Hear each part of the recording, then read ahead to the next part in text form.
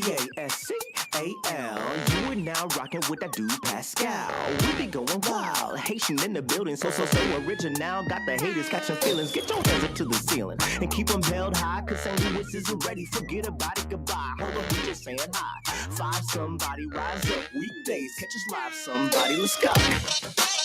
Good morning. Good afternoon and good evening, everybody. Welcome to the Pascal Show. Hope you guys are all doing well out there, enjoying your day, making it positive, making it wonderful, making it everything you need it to be and more. Because you know what? With all the negativity and the badness, yes, I said badness, all the badness that's going on in the world, we need some more positivity in the world for sure. And unfortunately, this story is not on the good side of things, unfortunately. It's kind of half fortunate and half unfortunate, if that makes any sense.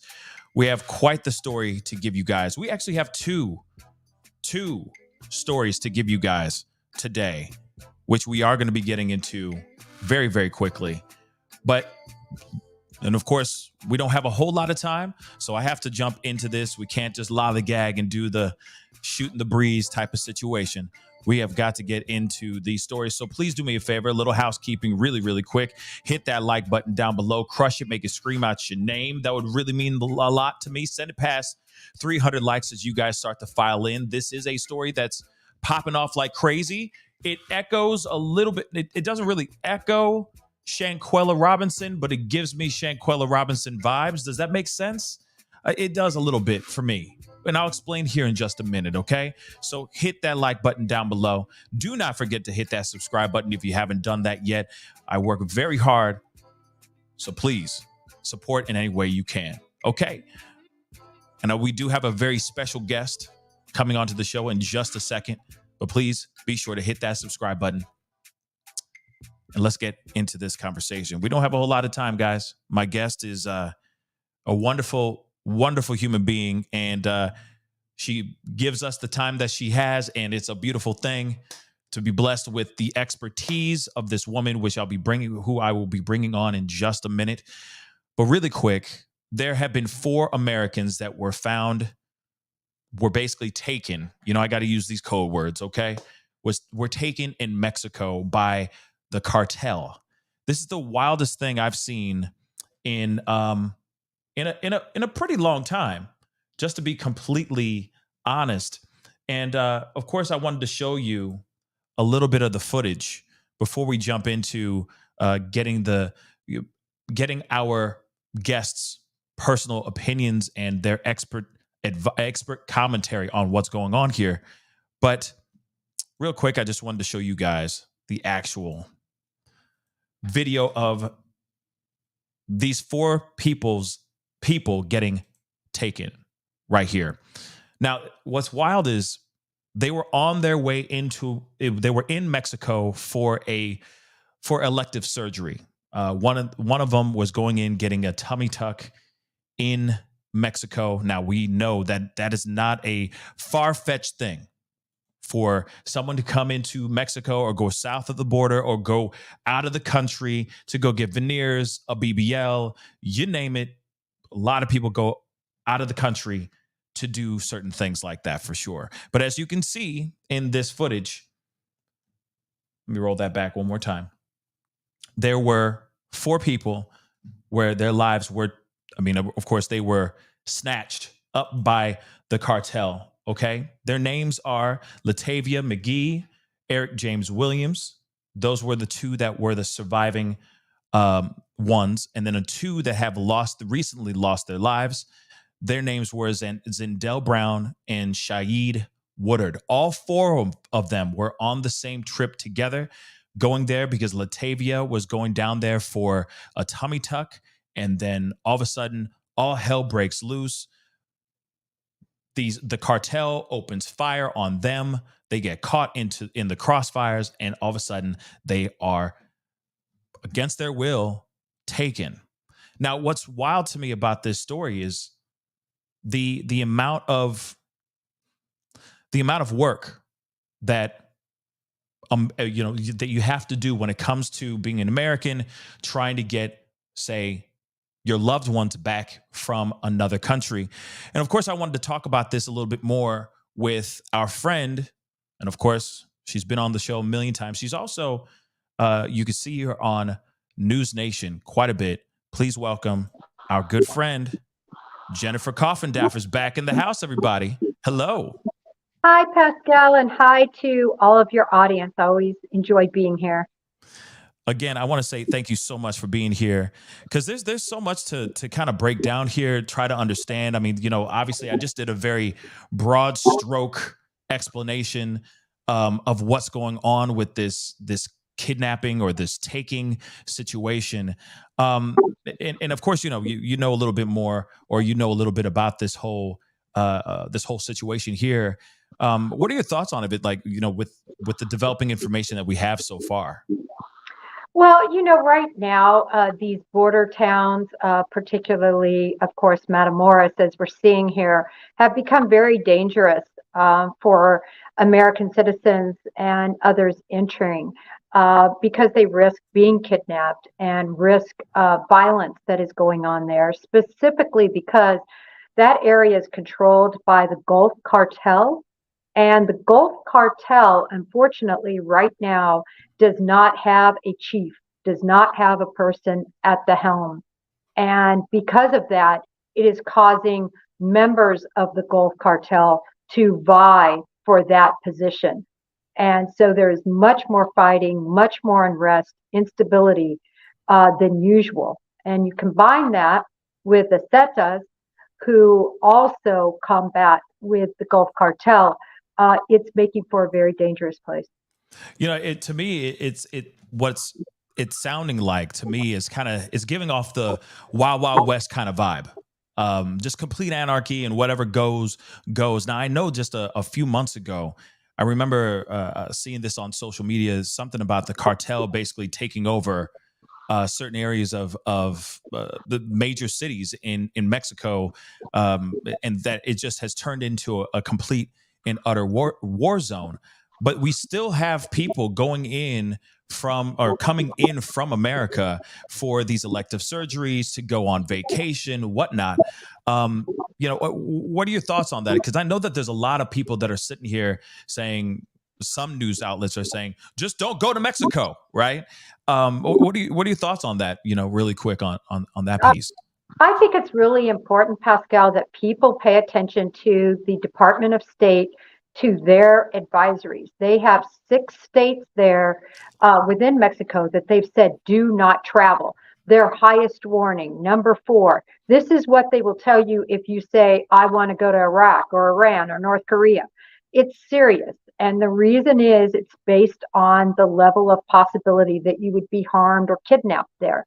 Now, they've also issued advisory to really most of Mexico, saying maybe it isn't like the 6 states that say do not travel, but it says we don't want you to travel.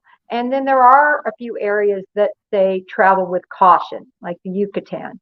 So I would say if you really need to have your Corona beer and your pretty blue water in Mexico, Yucatan, but there are so many other places right now you could go until this situation becomes more stable.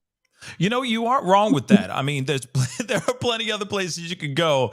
There's always Jamaica that you don't have to deal with if you're going on vacation. I mean, obviously, I wouldn't go to Jamaica for your teeth, but just be sure that wherever you're going to go to, I would say make sure that you have maybe someone who knows the lay of the land, maybe an interpreter, maybe especially when it comes to places that English isn't one of their prominent languages. I would just say just making sure that wherever you go, maybe you just have a good liaison in that place so that you're not walking into the wrong area or the wrong side of town. Because I hear a lot of stories like that too. People like to go and adventure and see how the locals live, right? Mm-hmm. And then they walk down that wrong street. And then next thing you know, they're caught up or they're caught and taken in this kind of situation, right? Now, right. Sorry, you were going to say? No, yeah, you're exactly right. And there's so many beautiful U.S. territories you can go to. St. John, St. Croix, St. Thomas. You don't need a passport. You're a citizen there. Everybody speaks English, and you will not find more beautiful water in the world. You really won't. It's absolutely gorgeous. Just a small travel recommendation for what it's worth, department. You know what? And that's a good point too. But as far as like getting the cheap elective surgeries elsewhere, I don't know what to tell y'all. But I would just say be careful. And if you have that extra money, maybe get an interpreter or someone who knows around, you know, the way around places, because Mexico is going crazy right now, and it's volatile, as we have been seeing recently. Now, some of the information that I wanted to share with you guys is just the information that how they were found, etc. Right. So 2 of the 4 U.S. citizens were who went missing after a violent kidnapping in Mexico last week have been found gone. Their lives were taken. The other 2 are still alive. Mexican and U.S. authorities said Tuesday. So one of the surviving U.S. citizens was wounded. Sorry, this thing likes to hop around. Was wounded, and the other wasn't. He said all 4 were found in a wooden shack where they were being guarded by a man who is detained, just so you guys know. Okay. They also added that they had been moved around by the captors, even to a medical clinic at one point, to try to create confusion and avoid efforts to rescue them. All right. So these Americans were found in a rural area east of the border of Matamoros, the AP said. So again, like I said before, two of the surviving Americans that you know, of course, that still are alive is Latavia McGee, Eric James Williams, and the other 2 that were, and from my understanding, Eric James Williams was shot in the leg. Latavia has been unharmed. That's another piece, and that's a good thing. But because I know that there's some people that are saying, oh, maybe this was a botched surgery thing or anything. She never went under the knife. She never went under the knife, guys. So the 2 that did not survive are Zindell Brown and Shaeed Woodard. Now, I do have a video I wanted to share with you guys. This is just a little bit more information to share with you guys about everything here. Hit the number 1. Let me know you guys can hear this. Okay, let's rock and roll. Report with the kidnapping of 4 Americans in Mexico. 2 of them are safely back on U.S. soil. The other 2 are dead. The victims were found in a rural area east of the northern Mexico border city of Matamoros. The other 2 survivors were returned to the U.S. Tuesday. Mexican officials say one of them was injured. Omar Villafranca is in Brownsville, Texas, with the latest.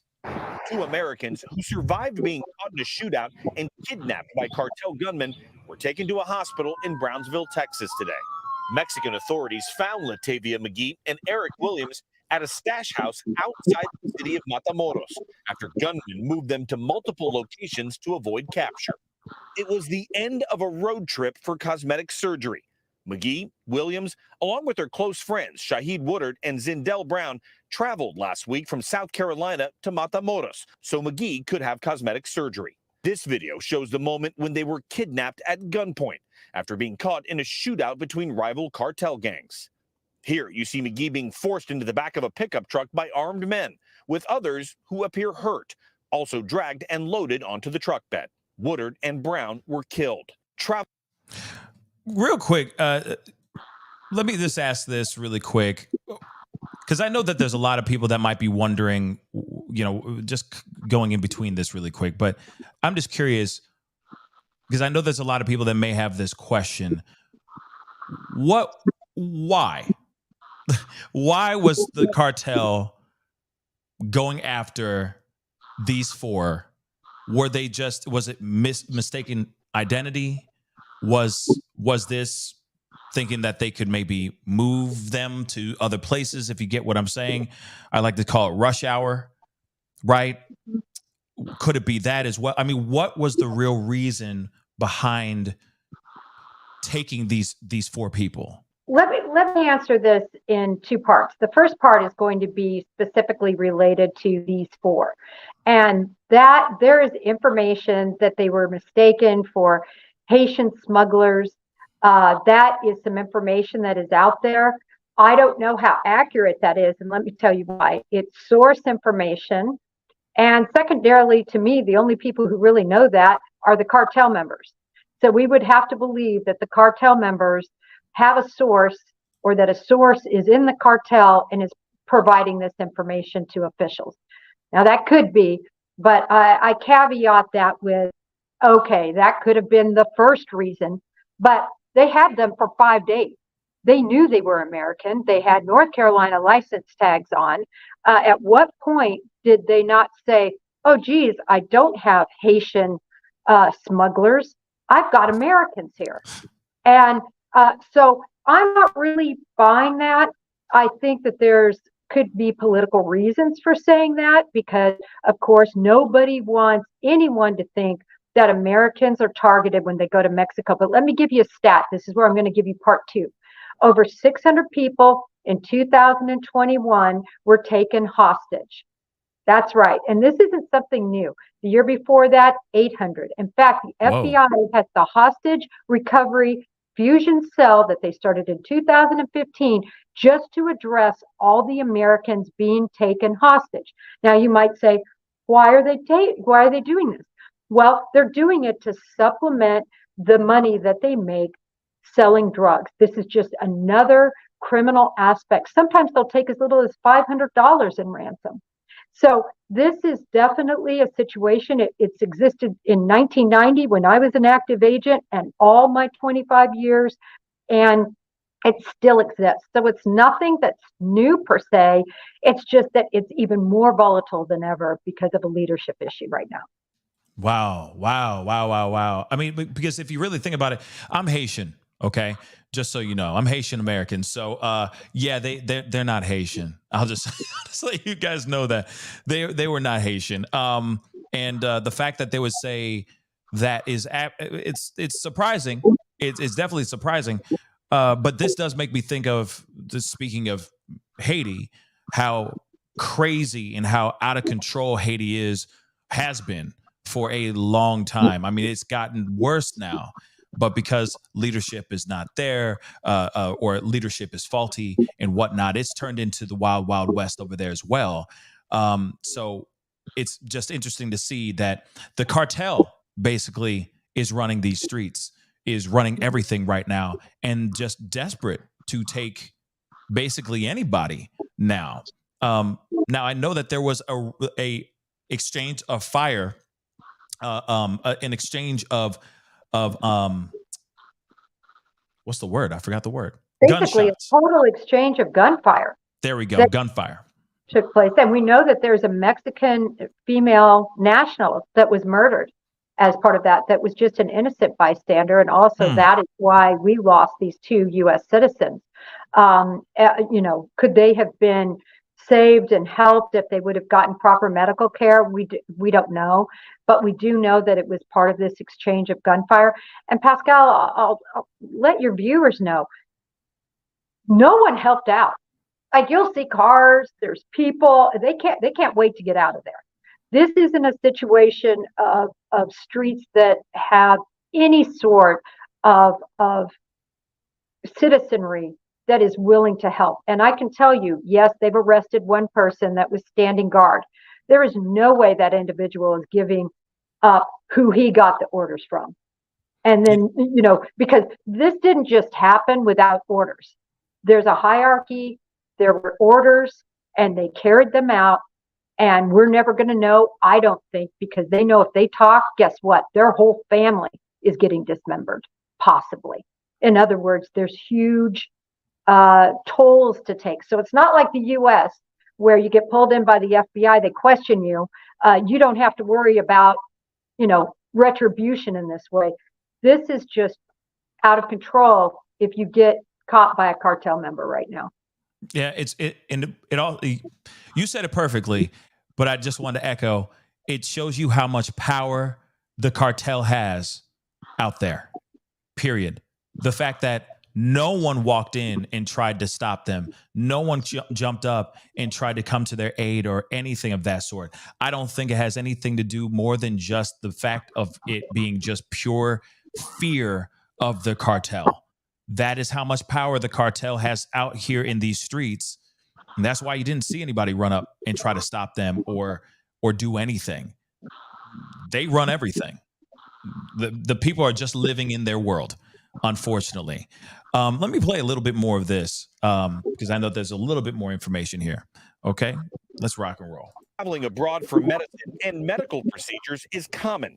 More than 1 million Americans traveled to Mexico for health tourism last year, spending about $250 million. 38-year-old Williams, a husband and father, was shot in the leg but is expected to survive. We talked to his wife, Michelle, moments ago from North Carolina. She didn't want to show her face, but says she talked to her husband today. Did he tell you anything about that moment at all? No, we didn't discuss it because it was to hear his voice. It was just a lot of crying. My son was there, and my son just wanted to hear his voice. And then he had to go because he was going into the hospital. CBS News has learned that McGee had been to Mexico before for cosmetic surgery. Investigators are blaming the Gulf Cartel for this incident, and Mexican authorities have also announced that a 24-year-old has been arrested in connection with this attack. Now, what's interesting about this is obviously you can get into the salacious things and the rumor mill and all that. There has been a lot of rumors going on about this being a planned attack, a planned hit, etc. That's from what I'm seeing in the internet, the social media streets, okay, the rumor mill. A lot of people are talking about that, saying, oh, this was a planned hit, etc. I don't know about all that. But when you do hear from this reporter here saying, okay, this was the first time that Latavia ever even came to here, like ever done an elective surgery out here in Mexico and all that, it does kind of explain a little bit of this being possibly just a hit for the sake of taking them. Again, there are plenty of men and women that go to Mexico and end up getting caught in the trafficking world. That does actually happen. Then this sounds like to me a situation where they were just targeted. I don't know how, but just targeted for some strange reason. But Jennifer, what are your thoughts? They were in a van, Pascal, with North Carolina license plates. So, right there, that makes you a target. Yes. You're an American. You have money. They could take you for hostage and get some proceeds from that. So that alone could make you a target. Again, there is a lot of rumor. I don't know what to believe. But like I said, it's not making a whole lot of sense to me since they had them for so long. At the point they realized they were U.S. citizens, they should have been released, but they weren't. It's a sad situation, but I do want to say this, Pascal. I'm not an alarmist. I think it's very important that people really pay attention to the State Department warnings, but there are safe places. And if you're going to go, if you decide you still want to go to Mexico, do it the right way. Go to a resort, make sure all your transportation is coordinated by that resort. Make sure that you register with STEP, which is the Smart Travel Enrollment Program of the State Department. So they know where you're at, they know your number, they know how to contact you, they know where you're supposed to be, and they already know your relatives. So they've got a head start if you are kidnapped. Again, 600 people were kidnapped in 2021. Don't travel at night. Don't go out of your resort. Just do it the smart way. Not saying you shouldn't go necessarily to your resort. Just do it the smart way. You're absolutely right. I mean, just play it smart, everybody. That's it. I'm not going to sit here and say, don't go to Mexico. No, go enjoy yourself. Enjoy yourself. Do your thing. Just be smart with it. Be savvy with the choices that you make and who you go and travel with, or who you're going out there and hanging out with there. If you're going with hanging out with some locals, I'm not sitting here saying that all locals are evil. There's a lot of good people out here in the world, but I would just say be wary and be vigilant of your surroundings. You are a foreigner in a foreign land. That's it. Just keep that in the back of your minds. Now, one thing I do want to talk about, though, really quick, is this screams to me Shanquella vibes a little bit. I'm wondering what kind of legal, what can they go, what can the victims, the survivors do legally right now against the people that tried to take them, and even the people that lost their lives, the Americans that lost their lives? I know that's kind of like a two-part question, but actually, let's start with just the surviving victims, the survivors. What can they do right now to seek justice? Well, there's nothing they can do. I will tell you that only according to the FBI statistics, only about 2% of these hostage situations that people are ever brought to justice. So I think it's going, other than the 24-year-old they have in custody, he's going to be brought to some serious justice, I believe.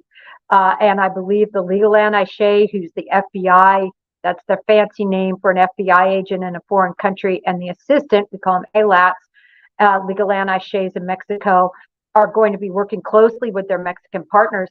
Remember, there are Mexican officials that do not want this black eye, this scourge on their country. They don't want to have people cancel trips and not go because of all these travel advisories. So they're concerned, certainly.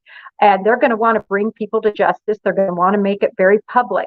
But there's no civil suit that is going to be able to be filed, I don't believe, against these individuals. I don't even know if we'll ever know who these cartel members were. And that's tragic. And that's the tragic part of it.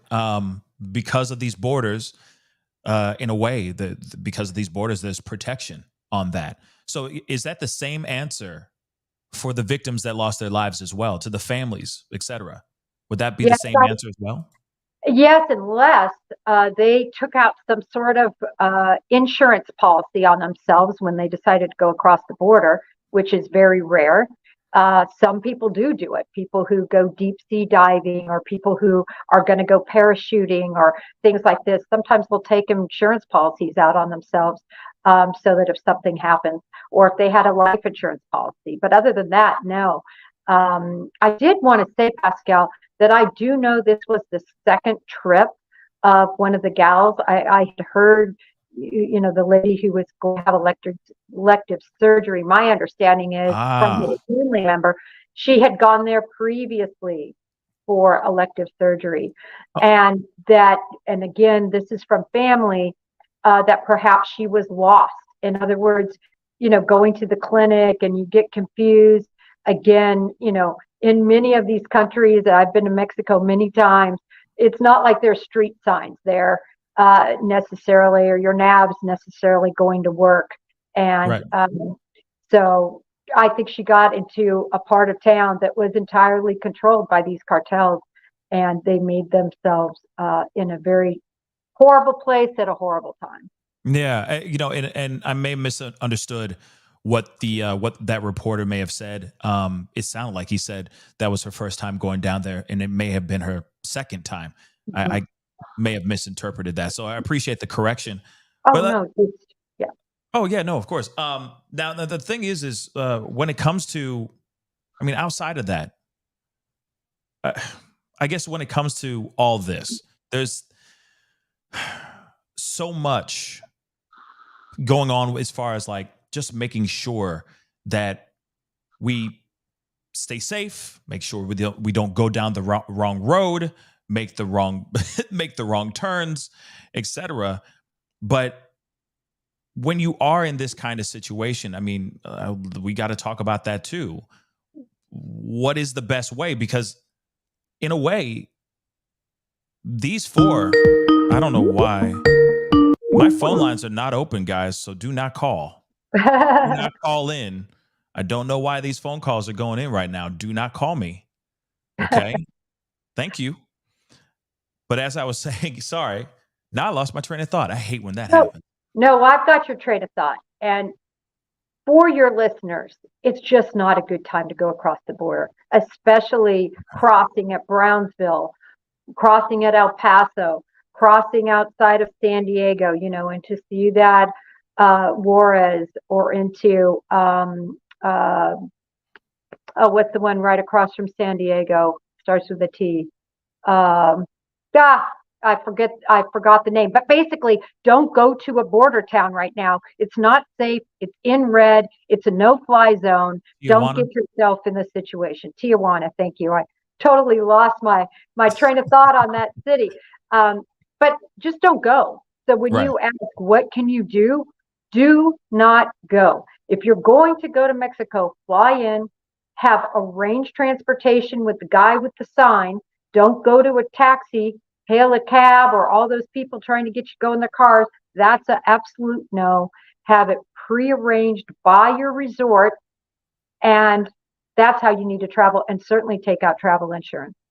Yeah. The other thing, though, too, I want to point out, and that's a very good point. I mean, all those are very valid points and tips. Definitely. Just be careful. If you really got to go across the border, just be careful, man. Just be careful. But how lucky? I do have to ask this. I know this might sound morbid and messed up, but how lucky were they that they were found? How lucky were these four? I mean, or actually, I'm sorry. How lucky were these two that they were even found? Well, I think it was good work, but slow work, right? My understanding is there wasn't even a valid report made about them till some period of time. So it took a while even to get law enforcement engaged and everything really ramped up. So you're talking Friday, Saturday, Sunday, Monday, finally found Tuesday. To me, that's an eternity in law enforcement terms, in terms of finding somebody kidnapped. At that point, you can well imagine that somebody isn't going to be alive. But I think it was, the good work of the informants and sources that the Mexican officials have, and them working closely with probably the hostage recovery fusion cell of the FBI. State Department's a part of that, also DOD, and their partners. So luck, somewhat, but I don't really think so much luck. I think informants. So, you think there was an insider giving the powers that be, law enforcement, American law enforcement, the information that they needed to get these four, or at least these two, back home? Because the other two that have lost their lives, their bodies currently are still in Mexico as we speak. Right. So you're saying that an informant gave them the information to get them safe? I would believe that, yes, everything from all those different locations they were going, supposedly at a medical situation, you're going to have people that cooperated with law enforcement, with the local Mexican authorities. And then you also have informants that the Mexican authorities have, just like U.S. authorities have. And we have them, and they're crucial for cases like this. Their names never get disclosed, but you have an open line of communication, and they let you know different things. Listen, everybody knew about these four Americans being held hostage. People in Mexico knew. They knew it by what I call the coconut telegraph, which is word of mouth. Everyone knew. And you stick out like a sore thumb as an American in Matamoros. Just your skin color, how you're dressed, no the way doubt. you look. So it would have been very obvious, and people knew, and I think they cooperated, and that's how they were found. No, you know what? You got a very, very good point. I mean, yes, it is. Yeah, being black in Mexico, definitely you're going to stick out like a sore thumb. I'm just going to be real, and especially just American, a black American in Mexico. Yeah, you're going to stick out like a sore thumb for sure. And so, yeah, I obviously thank God for the informants. Thank God that they have connections and all that. And if that is how they got these four, or at least these two, back home safely. I mean, one is in the hospital right now, obviously, healing from a gunshot wound to the leg, but he will live to fight another day. But the other two are still in Mexico as we speak, that still need to get home.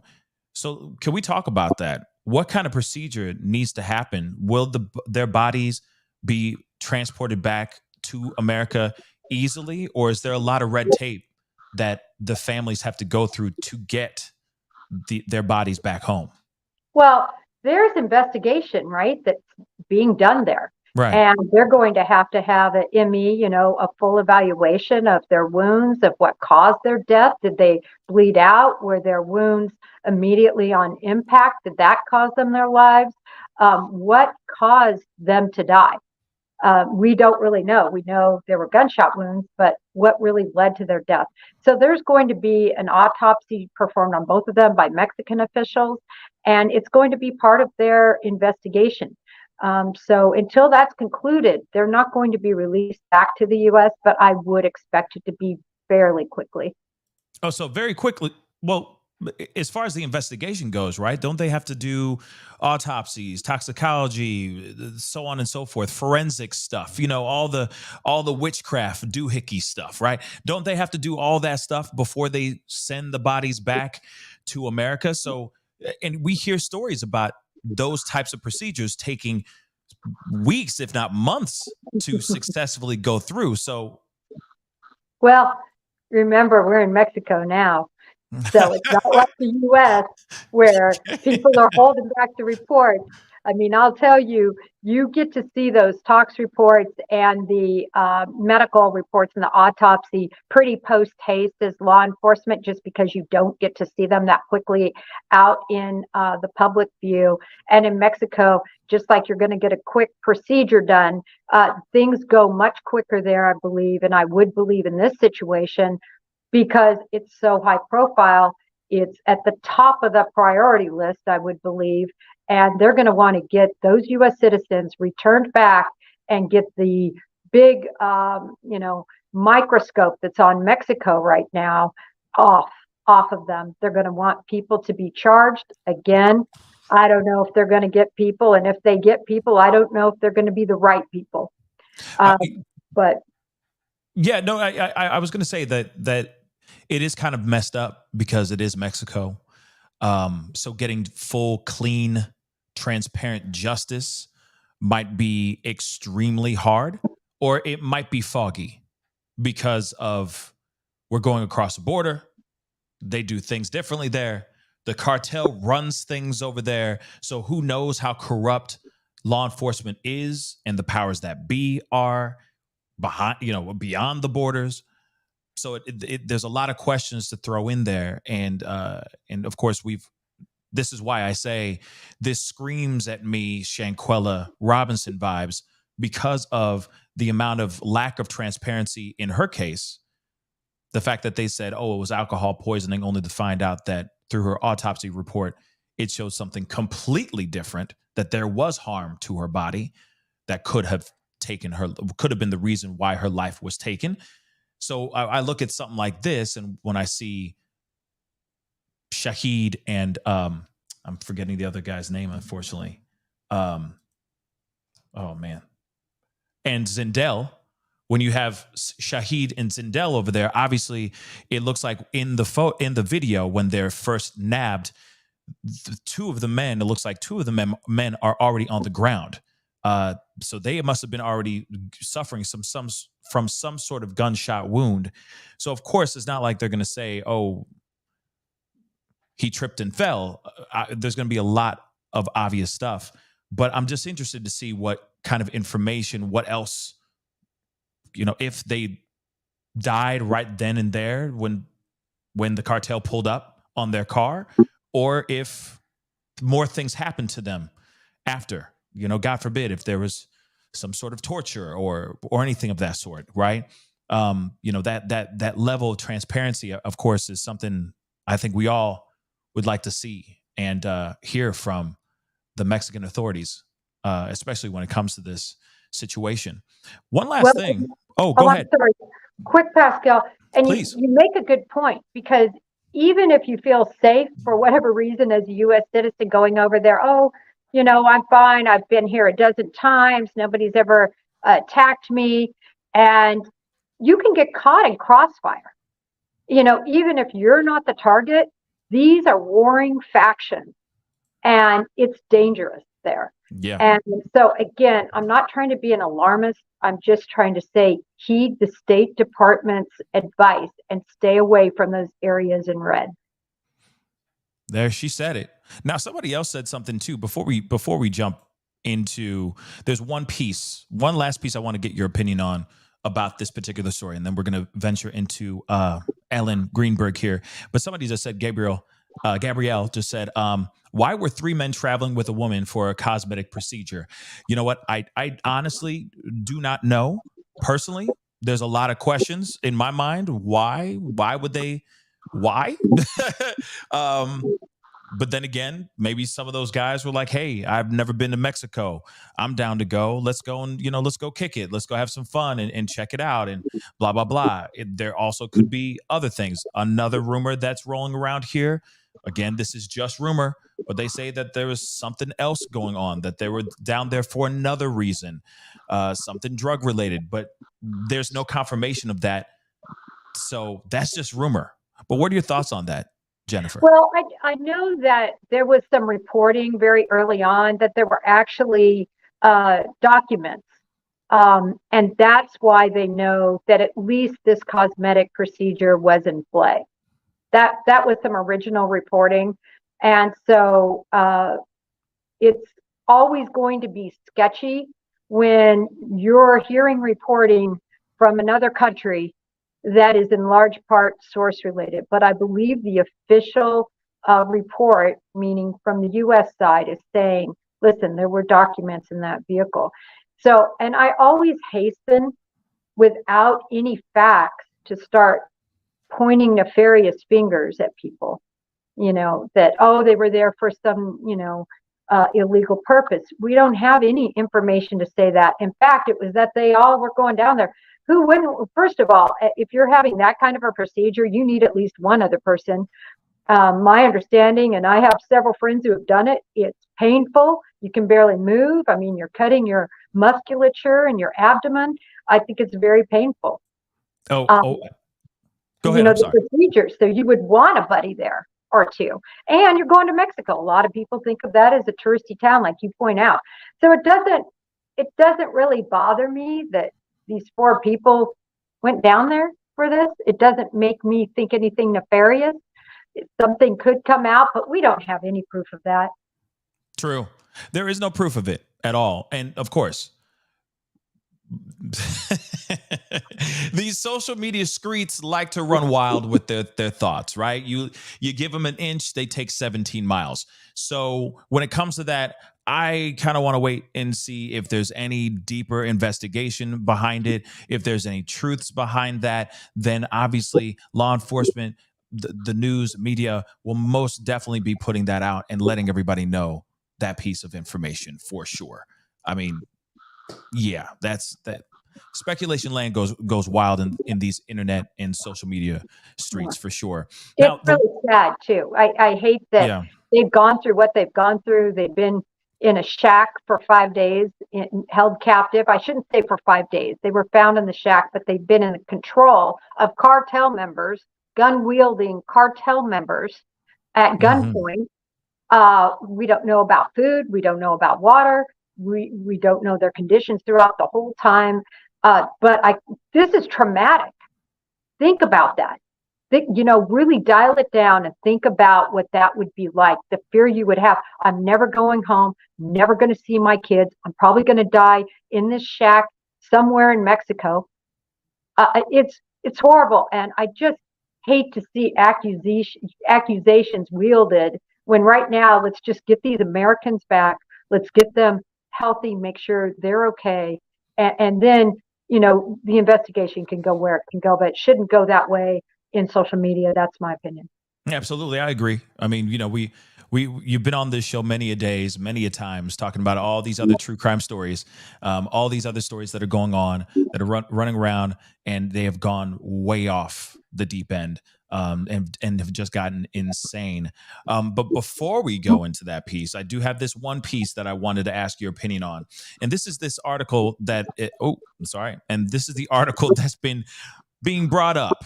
And I feel like that is a conversation that needs to be had. I'm hearing that a lot of people, there's a lot of people that I know personally, there's a lot of other YouTubers that do this as well. They will go not only just to Mexico, they will go up to foreign lands because it'll be more cost effective for that elective surgery, to get those veneers, to get that BBL, to get that, the boob job, augmentations, et cetera, et cetera, et cetera, liposuction, whatever it may be. What are your thoughts on this? Because honestly, it could, there's a lot of people that want to look good, and I fully understand that. Okay. I like feeling good and all that, but there are people that are willing to drop everything, risk it all most of the time, fly to the Dominican Republic, to some foreign land that they've never been there before, never even vacationed there, but will drop serious bags just to go over to get a BBL. And then, of course, they come back home in excruciating pain. And then, of course, it's a botched surgery or some sort of thing like that. Most of the time, they're very lucky. But like Latavia, she went to Mexico specifically for a tummy tuck. This is a huge thing that's been going on. And a lot of people are going out there for medical tourism. What are your thoughts on that as far as just for Americans going over there and doing this? Well, so I want to answer it this way too. Yes, they're going for elective, but they're going for everything. People go over there just to buy medicine cheap. And I'm not talking about drugs. I'm talking about erythromycin. I'm talking about, Flexeril, medicines that are taken all the time, but it's way cheaper over there. And so you have that issue too. On top of that, you have people, even movie stars, that go over there because they're sick, they've got cancer, and these treatments haven't been approved by the FDA here because those processes are so long and involved. So they go over to Mexico for true medicinal treatment, not just elective treatment. So those million travelers that they talked about, and I did read the numbers are between 800 and a million per year that go over there for a huge range of medical purposes. And all I can say is you get what you pay for most of the time. It's as simple as that. My mama told me that a long time ago. It's hard facts. My advice, just coming to you, not as a retired FBI agent, but just as a mother and as a friend of the show, save up the extra $5,000 and get your tummy tuck here, if you feel like you need that, as opposed to going abroad. It's not worth the risk from a medical standpoint. I 110% agree. I mean, when it comes to, I ain't never seen anything made cheap look good or look good for a long time. I'll just say that. So, I understand some people just want to, they go, they get the gym membership, they put in the workouts, etc. They put in the hard work and they just want to lose that extra. Okay, fine. Just do it smart. Just do it in a smart way. Go to the right people, not just because it's the cheapest price. Isn't it like, do you want it cheap, what is it? Cheap, fast, or done well, or something like that. You can't have two of them, or you can't have all three, or something like that. You can only choose two choices. Okay. At the end of the day, it doesn't mean that you're going to get the best result if you're just trying to get it done fast and cheap. Right. So, anyway, I just wanted to point that out. It is a huge conversation that's starting to surge online right now. The conversation of medical tourism. And you're right. Pills are very, very expensive in America. I see a lot of people going to Tijuana, that type of place, just to get the pills for what they need, so on and so forth. But a lot of times they're playing Russian roulette. That's the same thing with going under the knife out there too. You don't know how decorated and how reliable that surgeon is, And so I just say, just be wary of what you choose. And you're beautiful the way you are, dag nabbit. So just keep it as is. That's all I'm saying. Okay. Anyway, we got to get into this next topic because I know this is something that you've been very, very passionate about on the Twitters, and we got to talk about this. Ellen Greenberg. All right, Ellen Greenberg. You know what? I want you to explain it because I know you have been so passionate about this recently. I know the parents are trying to change the ruling of her passing, as they said it was a self-harm situation. They are trying to change it for an M charge, of course. Tell everybody about this story, please. Yeah, and I'm hoping by chance, Pascal, do you have that photo that I posted with the number of stab wounds? If not, I can just explain them. Ooh, I can find it. Give me 2 Okay, seconds and I great. can get I'll that. talk about it while you look for it. Absolutely. This woman, Ellen Greenberg, engaged, young, ready to really start her life. She was a teacher, and this is in Philadelphia. And one day, it all ended. Her fiance was purportedly at a gym in and around their building, and he came up. This is according to him, and the door was locked, and there was a swing latch that you'll see him in motels and things that was also locked, and he couldn't make entry supposedly for approximately 30 minutes. Tried to call. So instead of calling authorities, or I would ask you here in the audience, would you attempt to break in a door not knowing that there would possibly be anything wrong other than your fiance maybe went out to get groceries or do something else, or obviously the door was locked. He decides to bust it in. The only problem with this is if you look at the photographs, it doesn't have the type of damage you would expect for a door busting in. Now, you might say, well, Jen, how do you know this? And I know this because of busting in doors as a part of the SWAT team and as a part of law enforcement.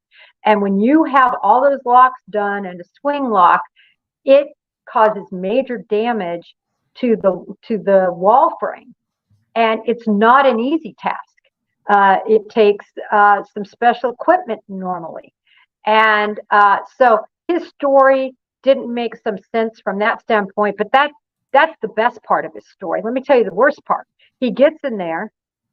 He says that she was on the ground. He calls 911, and Yes. he says, and it's absolutely ridiculous to call the 911 because he starts out saying, yeah, she's laying here. I have no idea what it could have been, a slip and fall.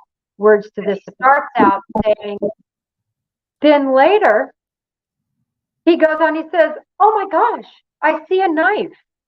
Well, there were 20 stab wounds, a huge majority in the back of her neck and shoulder area, and one knife wound on the back of her head. The other knife wound, oh great, in her chest. Bang. This is, I'm so glad you have a picture of her. And this isn't even all of the wounds. There's another diagram that shows each of those 20 stab wounds, but these, I believe, were the ones that they said would have been mortal stab wounds. One ME even said that one of the wounds was inflicted post-mortem after she had died. Well, guess what?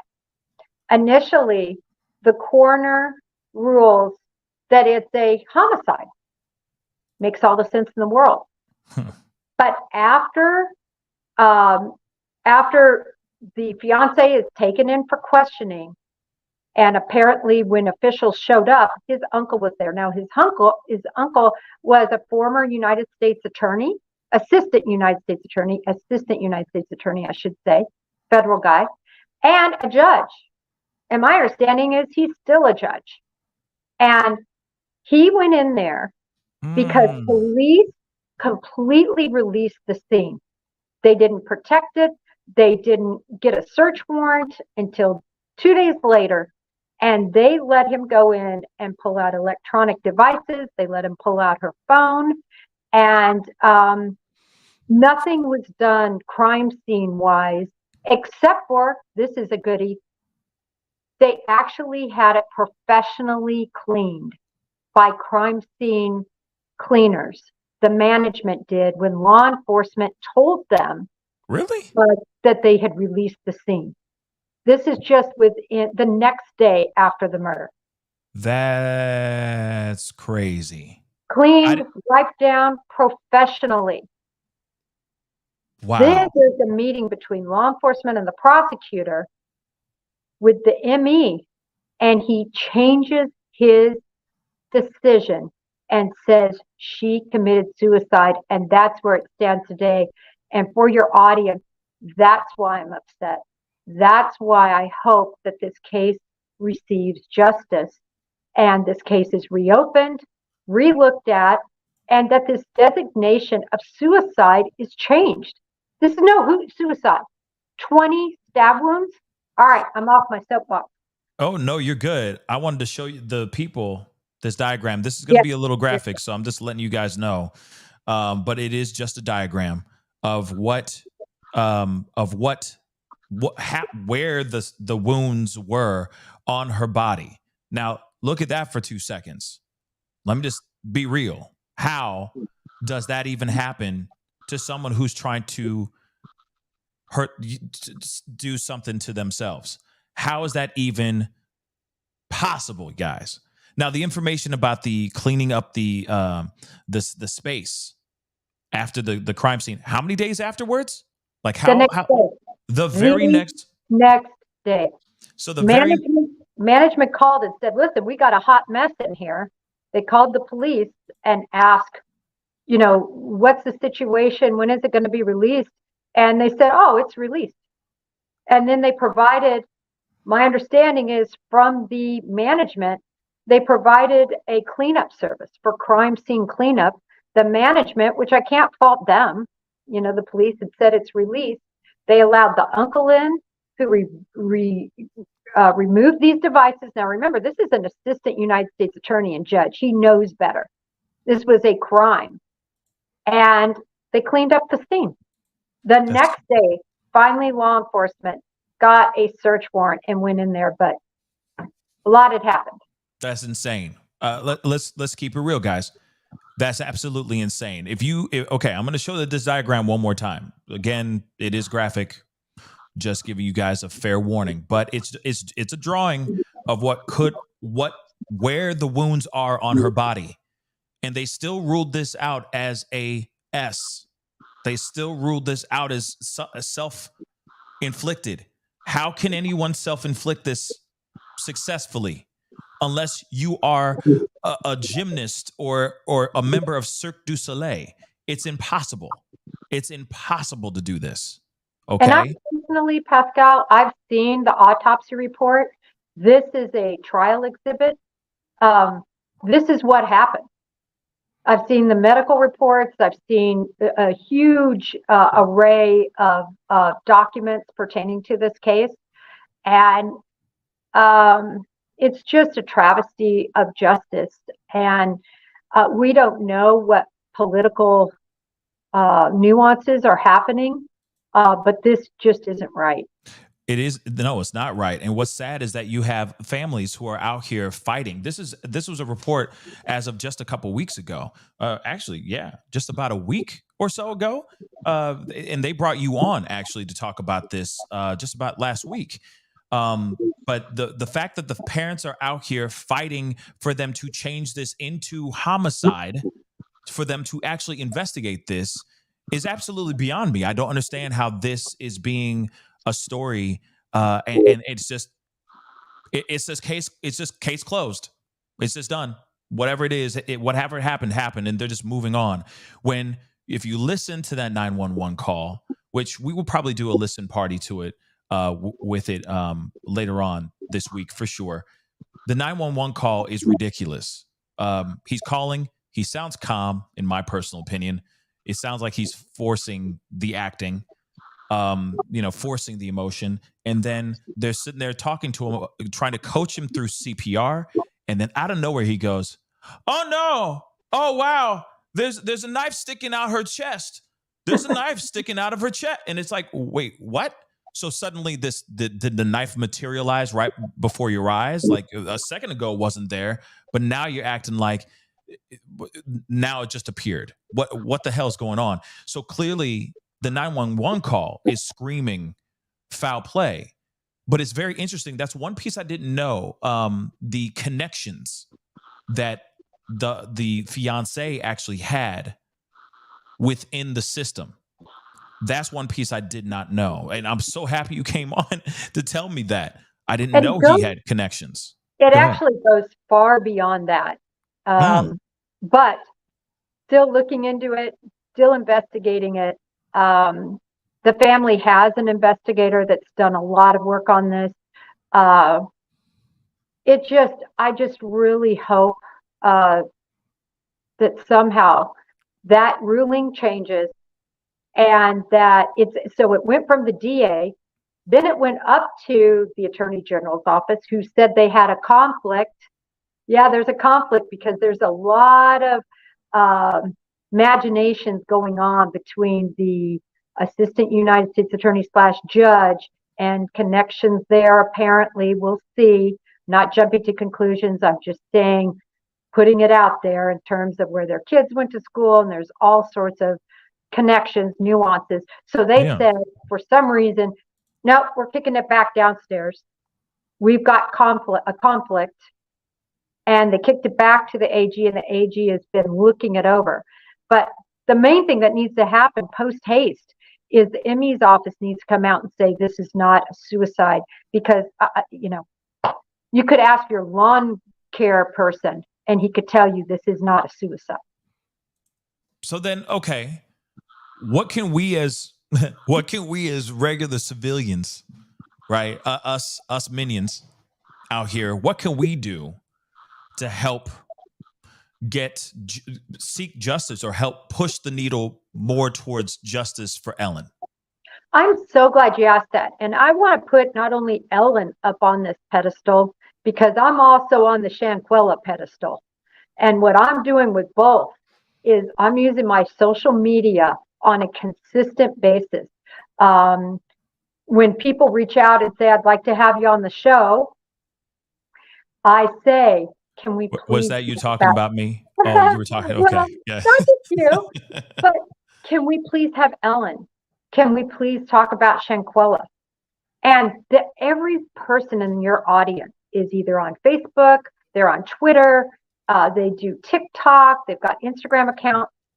They need to use their accounts, because for every person they touch, they have maybe 10 people, maybe they have hundreds of people, maybe they have 1,000 people, but that's how you get the interest.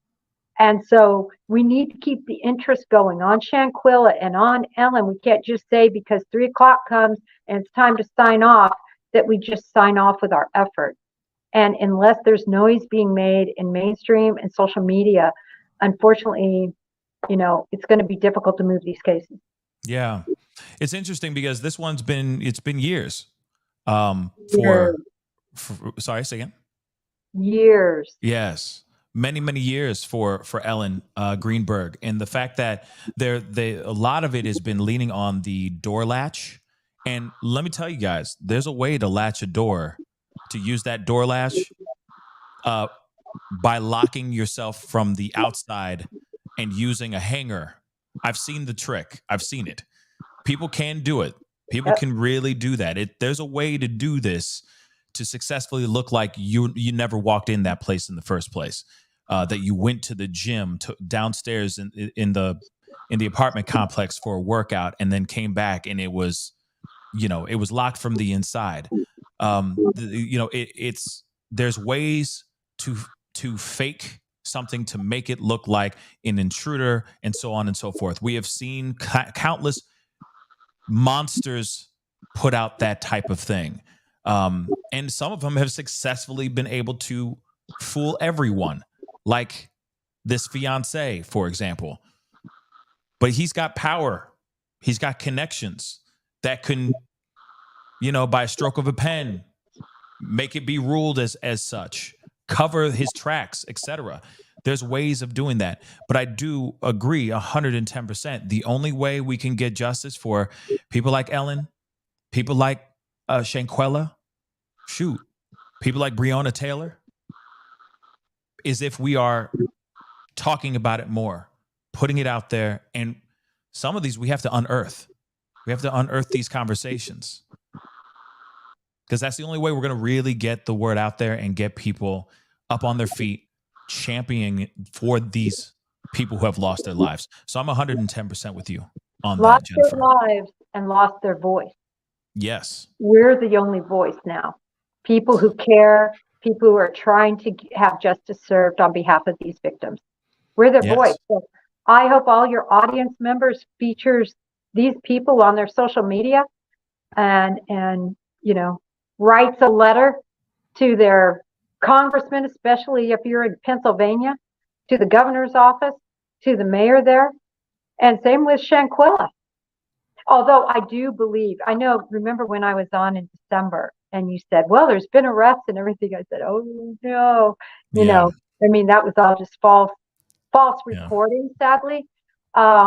But I do believe the FBI is working hard behind the scenes. The United States government does not like to send its U.S. citizenry, no matter what they've done, over to another country for justice.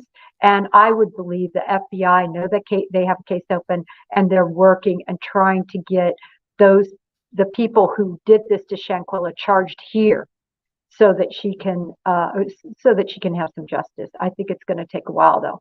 Yeah. No. I'm hoping that. I'm hoping that you're right.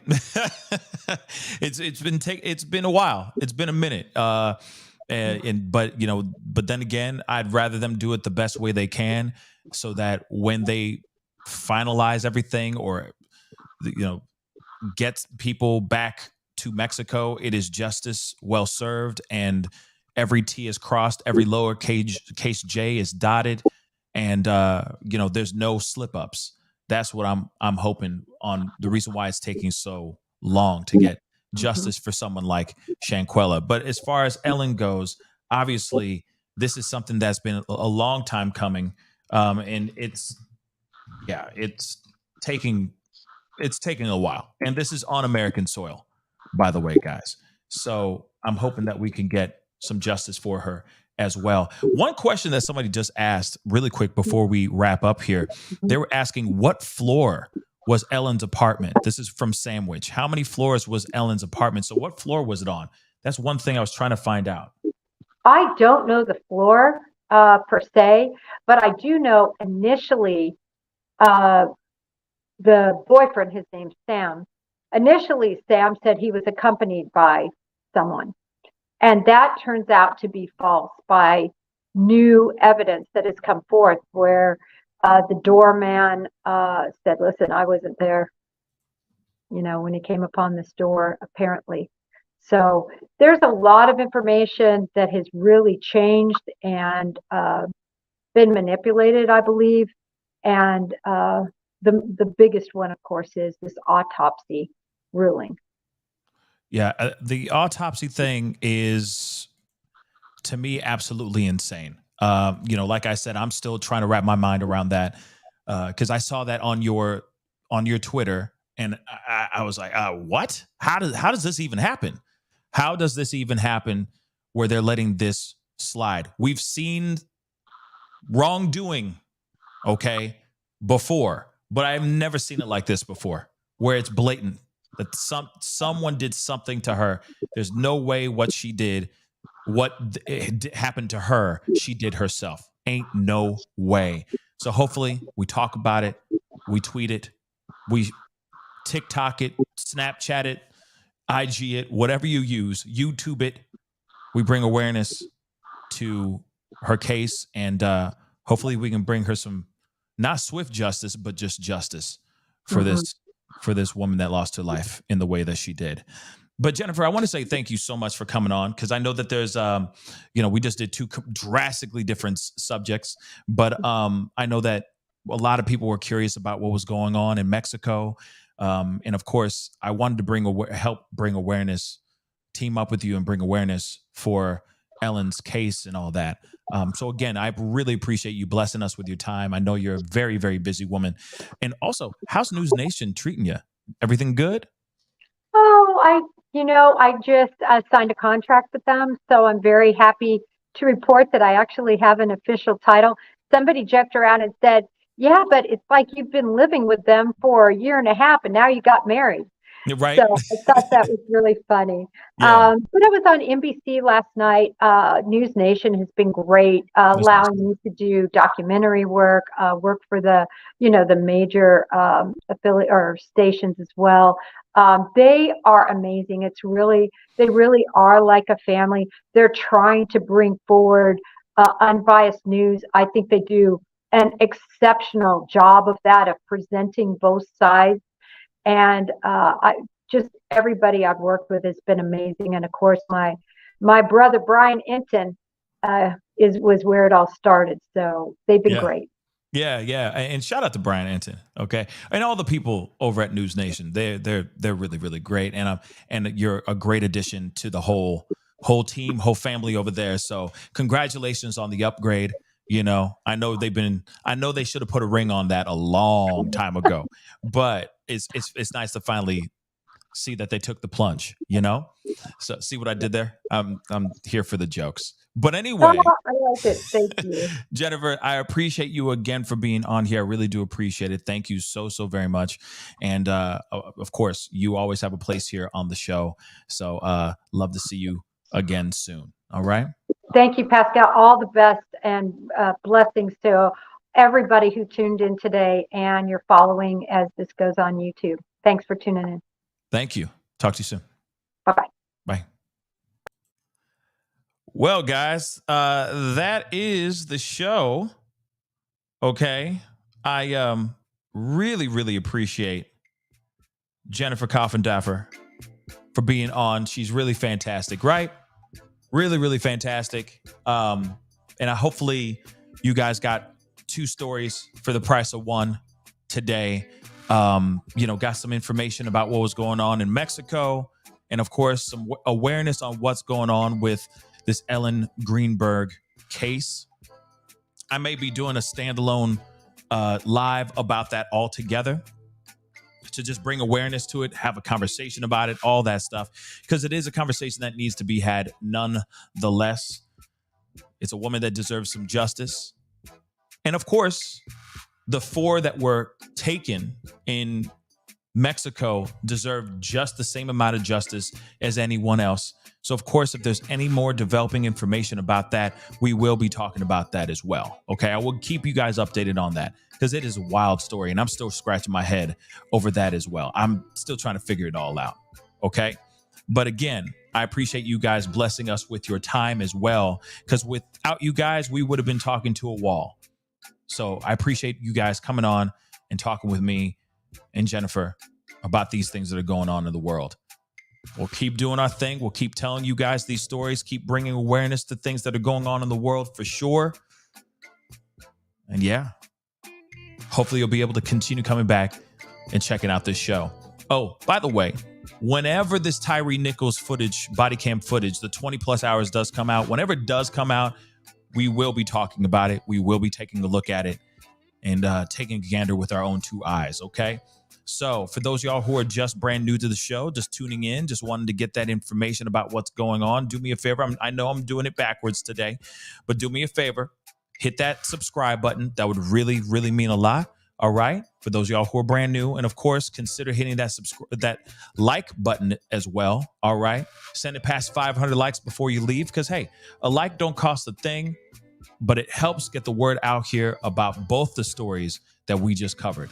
And I wanted to make sure, I wanted to talk about the Mexican thing, but I definitely wanted to bring somebody on who's an expert in this game, who's an expert on things that are going on across the border and all that. So, again, and of course, I wanted to bring in the information about Ellen. She needs justice too, just like everybody else. So, anyway, guys, I got to get going. I appreciate all you guys. Seriously, thank you so much for being here. It's been a blessing to talk with you guys. Again, hit that like button, hit that subscribe button. And yeah, if anything's popping off, I'll be sure to hop on and let y'all know. Okay? But it is time to get going. Be good to yourselves. Be good to one another. And I'll see you guys very soon. This is the Pascal Show. Bye.